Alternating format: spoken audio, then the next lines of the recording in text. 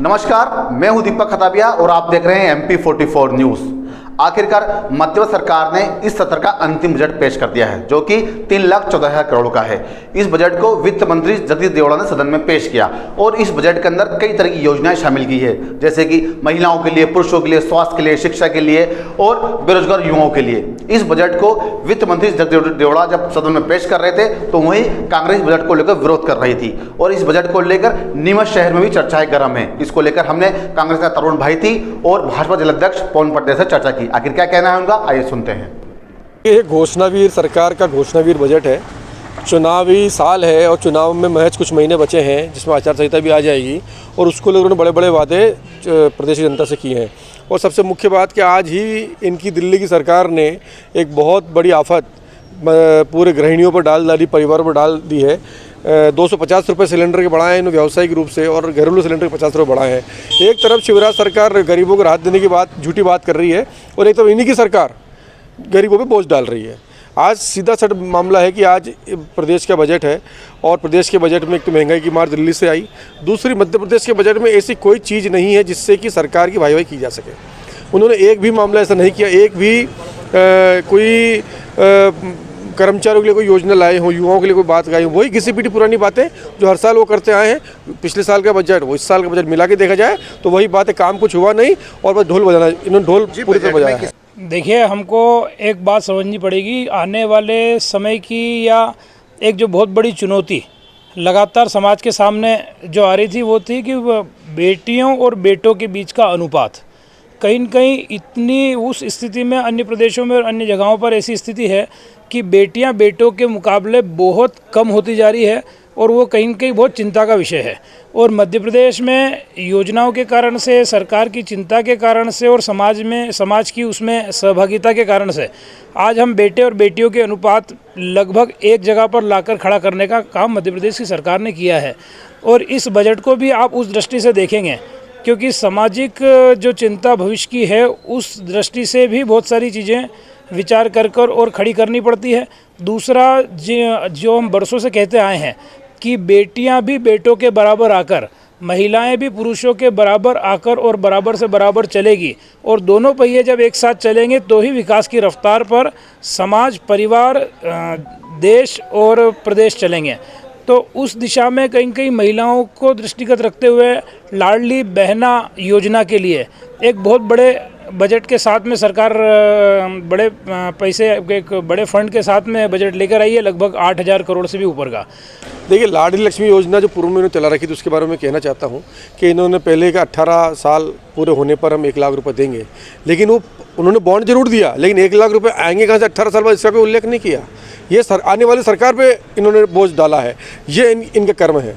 दूसरी बात आपने कही कि तीर्थ दर्शन यात्रा को हेलीकॉप्टर पे चलाएंगे।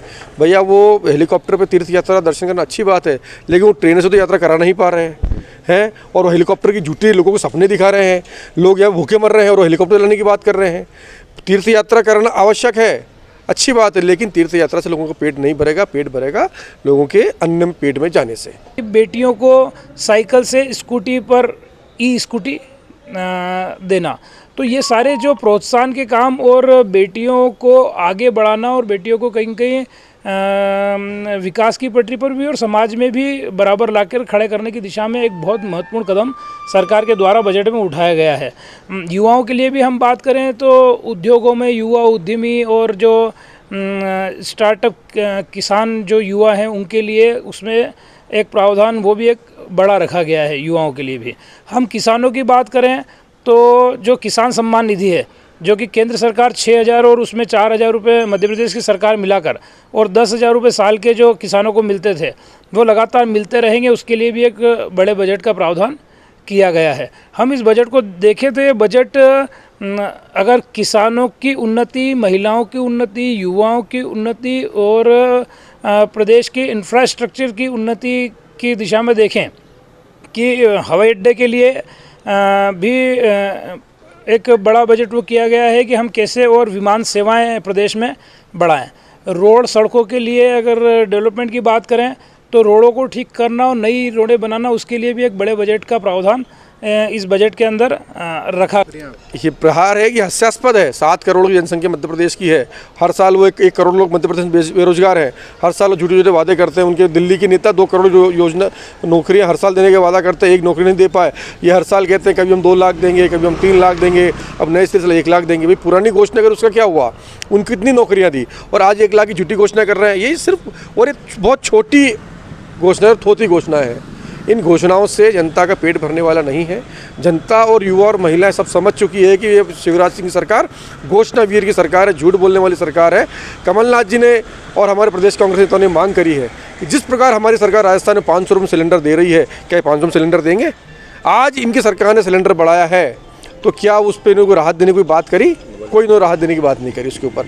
अगर वो चाहते तो प्रदेश घोषणा कर सकते थे कि हाँ हम 200 रुपये सिलेंडर पे सब्सिडी देंगे, 500 रुपये देंगे, या पेट्रोल डीजल के रेट जो दिन ब दिन महंगाई बढ़ रही है उस पर हम बजट में सब्सिडी देंगे, हम टैक्स कम करेंगे कुछ। हम अगर इस बजट को देखें तो स्वास्थ्य की दृष्टि से भी किस दिशा में सोचकर और बजट के अंदर जो मिलेट्स है, मोटा अनाज है, मोटे अनाज को भी बढ़ावा देने के लिए अगर मोटे अनाज की खेती अगर कोई किसान करेंगे तो उसके लिए एक अलग सब्सिडी की व्यवस्था करना, क्योंकि हमारा जो अनाज एक्चुअल अनाज जो देश का था एक समय पर वो मोटा अनाज ही था। और ये भी पाया गया है कि जिन क्षेत्रों में मोटे अनाज का सेवन ज़्यादा किया जाता है, मोटा अनाज जो खाने के उपयोग में ज़्यादा लिया जाता है, वहाँ पर बीमारियाँ भी कम हैं और लोग ज़्यादा स्वस्थ हैं। तो हर प्रकार से उसको कि किसानों को भी लाभ मिले उस खेती के करने से, और जिस अनाज को खाने से प्रदेश स्वास्थ्य की दिशा में भी एक स्वस्थ प्रदेश बनकर और खड़ा हो।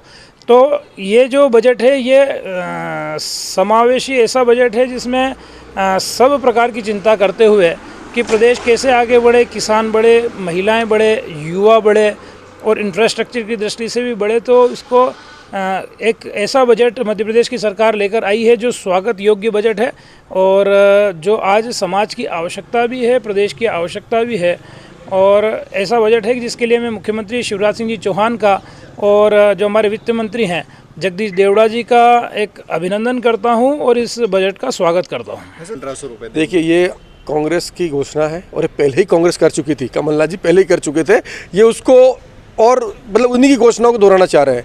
राजस्थान में योजनाएं चल रही है और लोगों ने घोषणा करी है, हिमाचल में सरकार बनी है हमारी और हिमाचल में हम लोग ये महिलाओं को पेंशन दे रहे हैं, उस प्रकार मध्य प्रदेश में भी देंगे। ये कांग्रेस की घोषणा को इन्होंने, कांग्रेस तो 1500 रुपये देगी तो 1000 रुपये की बात करी इन लोगों ने।